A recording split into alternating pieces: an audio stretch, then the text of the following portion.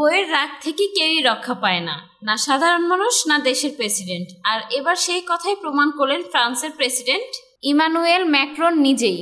Vietnam সফরে গিয়ে ঘটে গেল এক চাঞ্চল্যকর ঘটনা। সোশ্যাল মিডিয়ায় ঝড় তুলেছে ফ্রান্সের ফার্স্ট কাপল এর এক নাটকীয় মুহূর্ত।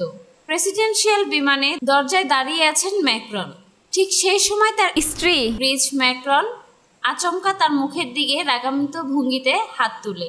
কে বলছে ধাক্কা, কে বলছে চপ, তবে একদম চোখে পড়ার মতোই আচরণ। ম্যাক্রনের মুখে তখন বিস্ময়, তবে চেষ্টার কোনো কমতি নেই ক্যামেরার দিকে হাত নাড়িয়ে হাসি মুখে পরিস্থিতি সামলে দেওয়ায়। কিন্তু ড্রামা এখানেই শেষ নয়। সিঁড়ি দিয়ে নামার সময় তিনি স্ত্রীর হাত ধরতে গেলে ব্রিজ ঠাস করে তা এড়িয়ে হ্যান্ডরেল ধরে নামতে থাকে।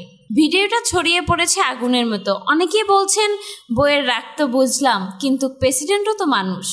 আবার কেউ কেউ মজা করে লিখছেন এটা হলো ভালোবাসার আসল চেহারা। রাজনীতি, ক্ষমতার, রাষ্ট্রীয় সফর সব হেরে যায় কখনো কথা ওঠে বইয়ের অভিমান নিয়ে। আর এই ঘটনার পর প্রশ্ন একটাই, বাস্তব জীবনের নাটক কি সিনেমাকেও হার মানায়? আখি, অনলাইন ডেস্ক, জনতার জাগরণ।